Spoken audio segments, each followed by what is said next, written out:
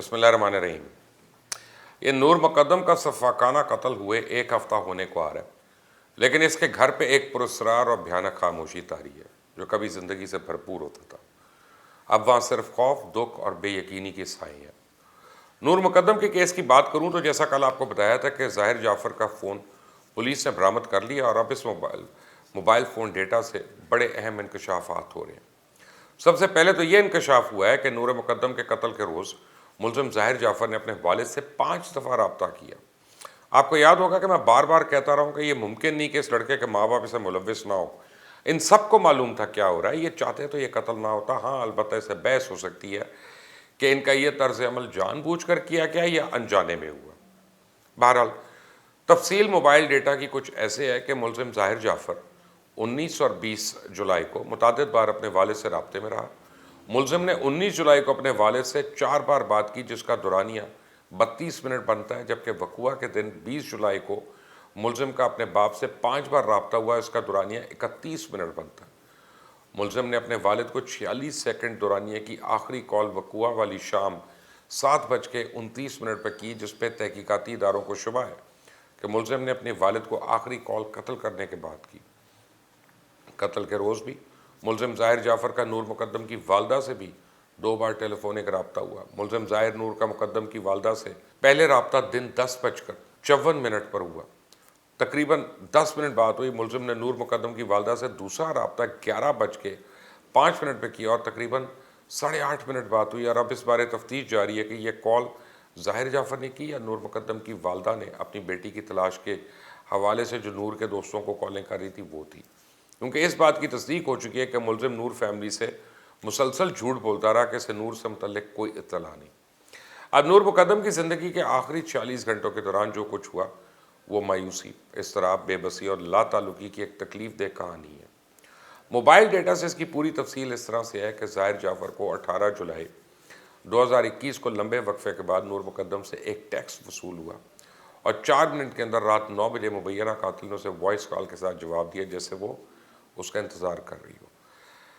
अब mobile data के मुताबिक नूर 18 जुलाई 2021 को ज़ाहिर के घर के लिए तकरीबन 9:05 पर अपने घर से निकली।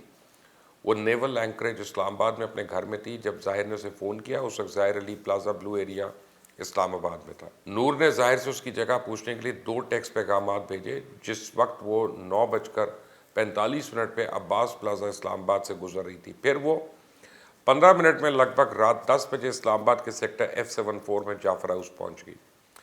19 जुलाई की रात 11 बजे के बाद चीज़ें बदतर होती गईं। पुलिस की इब्तदाई तहकीकात के मुताबिक नूर के वालिदैन के पैगामात से ज़ाहिर का नूर से झगड़ा हुआ। नूर के वालिद शौकत अली मुकद्दम से निस्फ शब यानी 12:57 पे 3 पैगाम जिनमें इनकी खैर व आफियत और जगह के बारे में पूछा गया वो भेजे गए। नूर की जानिब से इन पैगामात का कभी भी जवाब नहीं दिया गया। रात 1 बजे के बाद नूर की वालदा ने फिर से उसे टेक्स्ट पैगाम भेजा, लेकिन फिर भी कोई जवाब नहीं मिला। फिर इसके वालिद ने फिर से 2 पैगाम भेजे, लेकिन नूर ने पूरी रात अपने वालिदैन के पैगामात के जवाब नहीं दिए। हत्ता कि नूर से फ़ोन कॉल और SMS के ज़रिए रब्ते की कोशिश की गई, लेकिन उसी रात सुबह 5:48 तक कोई जवाब नहीं मिला।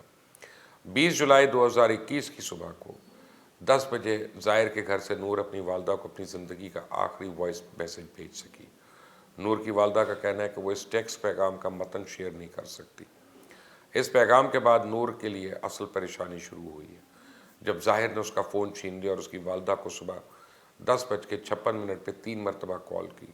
ज़ाहिर ने नूर की वालदा से तकरीबन 20 मिनट तक अपने फ़ोन से गुफ्तगू की और कहता रहा कि नूर उसके घर पे नहीं है। 20 जुलाई की सुबह को 11 बजे से शाम 7:30 बजे तक नूर को कैद कर दिया गया, उस पर बेमाना तशद्दुद किया गया और सर तन से जुदा कर दिया।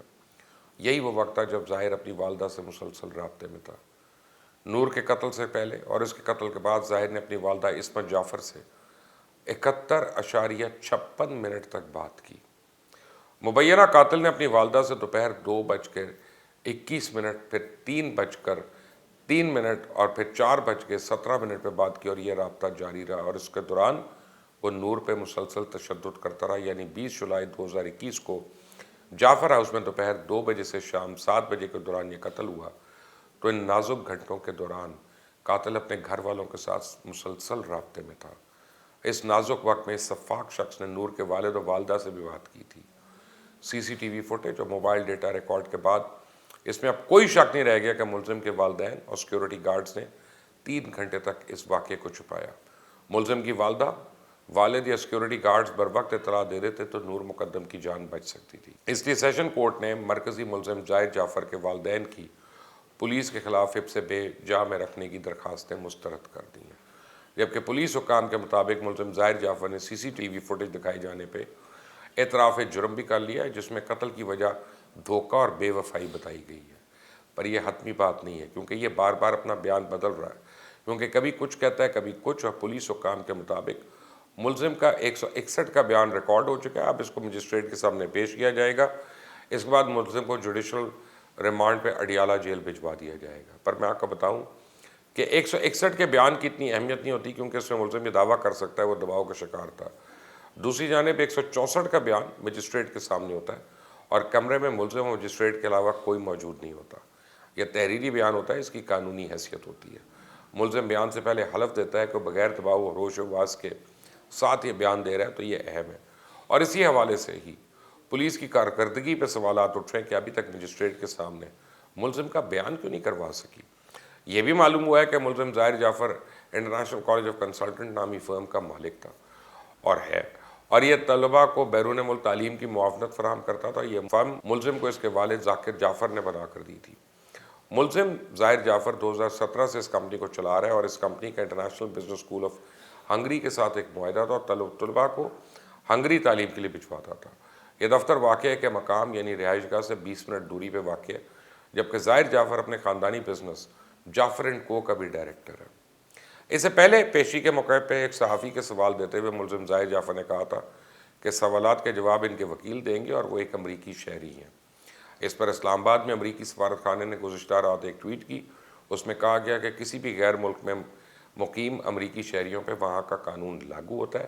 اگر کوئی امریکی کسی اور ملک میں گرفتار ہوتا ہے تو سفارت خانہ اسے وکلا کی فہرست فراہم کر سکتا ہے، اس کی دیکھ بھال کر سکتا ہے، اس کی رہائی میں کوئی کردار نہیں ادا کر سکتا۔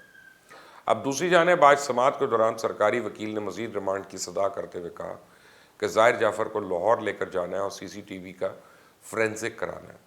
3 روز کا مزید ریمانڈ دیا جائے۔ اس میں ملزم کے وکیل نے کہا کہ کوئی فورینزک ٹیسٹ کروانا ہے تو تصویر لے کے کروا لیں، لیکن عدالت نے سرکاری وکیل کی صدا منظور کرتے ہوئے ملزم ظاہر جعفر کو مزید 3 روزہ جسمانی ریمانڈ پہ پولیس کے حوالے کر دیا۔ اس تمام صورتحال پہ میرا یہ ماننا ہے کہ عورت ایک ہیش ٹیگ نہیں ہے، عورت ایک جیتی جاتی انسان ہے اور وہ کسی کی ملکیت یا جاگیر نہیں، وہ کوئی بے جان شے نہیں کہ جس کا دل کرے اس کے ساتھ وحشیانہ اور برا اور غلط سلوک کرے۔ پر میں یہاں ان عورت مارچ والیوں سے تو مخاطب ہوں کہ وہ کہاں گم ہے، کہاں غائب ہے؟ وہ انسانی حقوق کی چیمپئنز کہاں ہیں جن کے دل میں دنیا کی ساری عورتوں کا درد دل میں دھڑکتا ہے؟ جب کوئی ثانیہ ہوتا ہے تو ایک جسٹس فار کا ہیش ٹیگ بن جاتا ہے اور پھر ہیش ٹیگ کے آگے نام چینج ہوتا رہتا ہے، اور ہم سمجھتے ہیں کہ ہماری ذمہ داری پوری ہوگی، لیکن ثانیہ مسائل جوں کے تو رہتے ہیں۔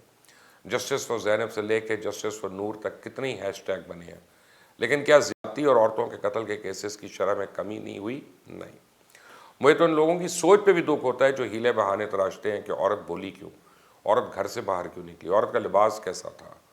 یہ عورت مارچ والے ہوں یا پھر وہ جن کی نظر میں اصل مسئلہ عورت ہے، اصل میں یہ دونوں مل کر اتنا شور شرابہ اور چیزوں کا بگاڑ پیدا کر چکے ہیں کہ المان الحفیظ۔ ساتھ ہی مشروم کی طرح تھیراپی سینٹرز کھل رہے ہیں یا مشروم گروتھ ہو رہی ہے ان پہ نظر رکھیں۔ آنے والے دنوں میں ان کو بڑی تسلی سے ایکسپوز کروں گا۔ ان پر میں نے کام شروع کر دی ہے، میں ان کو بہت جلد ایکسپوز کرنے والا ہوں۔